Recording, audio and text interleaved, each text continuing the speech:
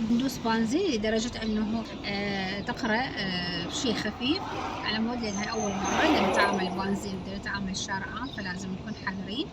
هاي هنا تشوفينها مثل الجسر، كأنه شلون نتعامل شلون ويا الجسر، راح تثقل السيارة فيدوس لها شوية. ما طول عندي مطب حولت رجلي من البنزين للبريك، بس ما ادوسه لان هي راح تثقل اوتوماتيكيا يعني.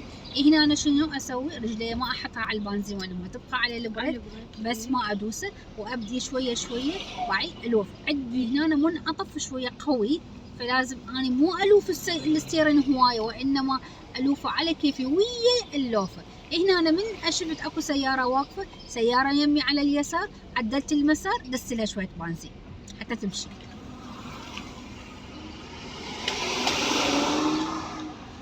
يلا هسه عدلت المسار مال سيارتي، اكمل.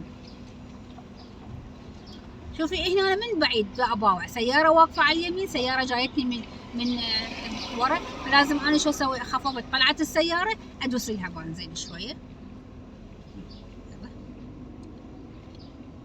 لا تاخذين اليمين. انا ليش قلتش من بعيد السائق لازم ينتبه؟ اكو سياره على واقفات على اليمين، فهنا انا ما اقدر اني اخذ يمين، بس اخذ يمين وجتي سياره وراي فراح اظل اني اضطر انه اوقف انتظر السياره تطلع، يلا اني اطلع. فانا من البدايه اخذ على اليسار وبعدين بس دوسي لها. ليش هيك نايمه؟ يلا سباعيه شاطره انتي، عافيه.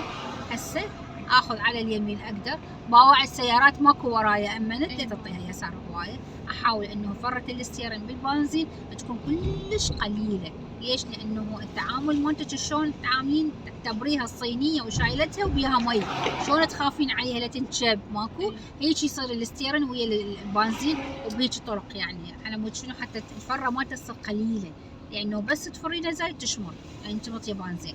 راح اجي هنا أنا عندي تقاطع، شو اسوي؟ رجلي على البريك. هذا المطب لازم تنتبهين عليه، لان هذا دا يريد ينبهك. سيارات ماكو دوسي لها عافيه، لا تقطعين، دستي دوسه خلاص. هسه شيلي رجليك حطيها على البنزين عادي، لكن تدوسين دوسه النهضه. شايفه النهضه مالتنا شلون تعلمناها؟